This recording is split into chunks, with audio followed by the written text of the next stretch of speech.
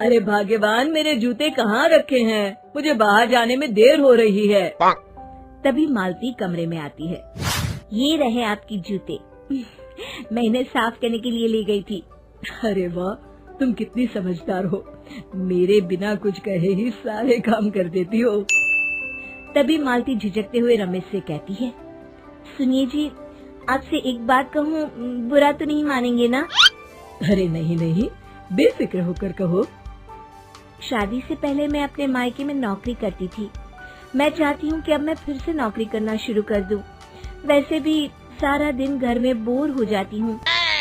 देखो मालती, तुम्हारे नौकरी करने से मुझे कोई ऐतराज नहीं है, लेकिन तुम्हें एक बात बता दूं, हमारे खानदान में आज तक कभी किसी औरत ने नौकरी नहीं की। फिर भी एक बार तुम माँ से पूछ कर देखो, अगर वो तुम्हें नौकरी करने की इजाजत दे देती है तो अच्छी बात है। रमेश वहाँ से चला जाता है। फिर उसी शाम मालती अपनी सास के पैर दबा रही होती है। तभी उसकी सास मालती से कहती है, अरे क्या बात है बहू, आज तो ठीक तरह से मेरे पैर नहीं दबा रही। किसी ख्याल में खोई पड़ी है क्या? मैं भी तो जानूं आखिर बात क्या है। अब दरअसल वो माँ जी। अरे हाँ हाँ बोलो, इतना सोच क्यों रही हो? माँ जी, अगर आप बुरा न माने तो मैं नौकरी करना चाहती हूँ। घर के काम करने के बाद मेरे पास काफी वक्त बच जाता है। मालती की ये बात सुनकर उसकी सास गुस्से में कहती है, अरे बहू, तेरी तबीयत तो ठीक है ना? आज ये कैसी बहकी बातें कर रही है? भला हमारे खानदान में आज तक कभी किसी औरत ने नौकरी की है जो तू नौकरी करने की बात कर रही है, हैं? अरे बहू, तू क्या रिश्तेदारी में हमारी नाक कटाना चाहती है? जितना जल्दी हो सके अपने दिमाग से नौकरी का भूत उतार दे। और अब जा, जल्दी से रसोई में जा, खाना बनाने का वक्त हो रहा है। मालती मन मार कर खाना पकाने के लिए रसोई घर में चली जाती है। अगले दिन, नमस्ते माँ जी, कैसी हैं आप? अरे आओ आओ दिवाकर बेटा, बैठो, मैं तुम्हारे लिए चाय मंगाती हूँ। बहू, जरा एक कप चाय तो लेती आना। फिर दिवाकर एक फाइल खोलकर मालती की सास के सामने रख देता है।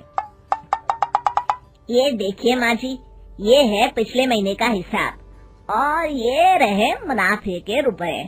एक बार हिसाब देख लीजिए और इन कागजों पर अपने दस्तखत कर दीजिए। अरे दिवाकर बेटा, मैंने भला आज तक कभी तेरा हिसाब देखा है जो अब देखूंगी? ला बता, कहाँ दस्तखत करूं? तभी मालती चाय लेकर वहाँ आ जाती है और अपनी सास को बिना कागजातों को पढ़े इस तरह लापरवाही से दस्तखत करते हुए देखकर हैरान रह जाती है। अच्छा माँ जी, अब मैं चलता हूँ, फैक्ट्री में बहुत काम है। फिर दिवाकर वहाँ से चला जाता है। कुछ दिनों बाद मालती बाजार में कुछ सामान खरीद रही होती है। तभी एक बूढ़ा आदमी उसे आवाज देता है, अरे मालती बेटी, कैसी हो? मुझे पहचाना? मैं तुम्हारी कंपनी में मुनीम का काम करता हूँ। हाँ चाचा जी, मैं आपको बिल्कुल पहचानती हूँ। कहिए, कैसे हैं आप? मैं तो ठीक हूँ। कंपनी में कुछ भी ठीक नहीं चल रहा, यहाँ तक कि हमें ठीक वक्त पर तनख्वाह भी नहीं मिलती। ये आप क्या कह रहे हैं? अब क्या बताऊँ, आप लोग तो कभी हिसाब किताब देखने दफ्तर आते नहीं। मेरी मानो तो एक बार आप लोग दफ्तर आकर सारा हिसाब किताब देख लो, आपको असलियत पता चल जाएगी। अच्छा बेटी, अब मैं चलता हूँ, देर हो रही है। फिर वो बूढ़ा वहाँ से चला जाता है।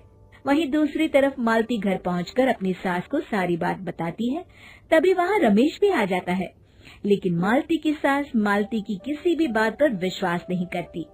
तभी रमेश कहता है, अरे माँ, बिना आग के कभी धुआं नहीं उठता।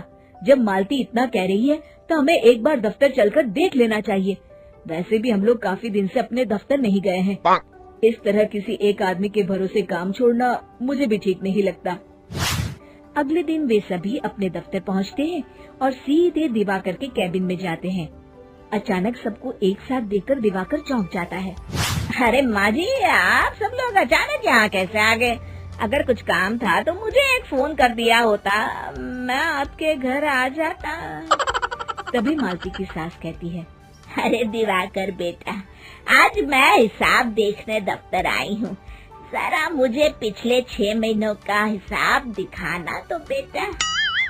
दिवाकर घबराते हुए हिसाब की फाइल मालती की सास को देता है। मालती की सास फाइल लेकर मालती को देती है और कहती है, ले बहू, देख ले हिसाब। मालती फाइल को बड़े गौर से देखती है और अगले ही पल उसे सारी गड़बड़ी समझ में आ जाती है। वो अपनी सास से कहती है, माँ जी, मुनीम चाचा बिल्कुल सही कह रहे थे। हमारी कंपनी में पिछले 6 महीनों में जितना मुनाफा हुआ है, हमें उसका आधा पैसा भी नहीं मिला। यूँ समझ लीजिए कि 1 रुपये में सिर्फ चवन्नी ही हमारे हाथों में आई है। मालती की बातें सुनकर मालती की सास गुस्से से दिवाकर को पूछती है, क्यों दिवाकर, मेरी बहू जो कह रही है वो सच है? दिवाकर समझ जाता है आज उसका भांडा फूट चुका है। वो गिड़गिड़ाते हुए कहता है, मुझे माफ कर दीजिए माँ जी, मैं पैसों के लालच में अंधा हो गया था। अरे वाह दिवाकर, तू तो एक नंबर का चोर निकला। इतने दिनों से मैं तुझ पर आंख बंद करके भरोसा करती रही और तू मुझे ही चुना लगाता रहा। अभी के अभी निकल यहाँ से और दोबारा अपनी शक्ल मत दिखाना। दिवाकर वहाँ से भाग जाता है। मालती की सास मालती को शाबाशी देते हुए कहती है, बहू, आज मैं समझ गई कि पढ़ाई लिखाई हमारी जिंदगी में कितनी जरूरी है। मैं बहुत किस्मत वाली हूँ जो मुझे तुझ जैसी बहू मिली है।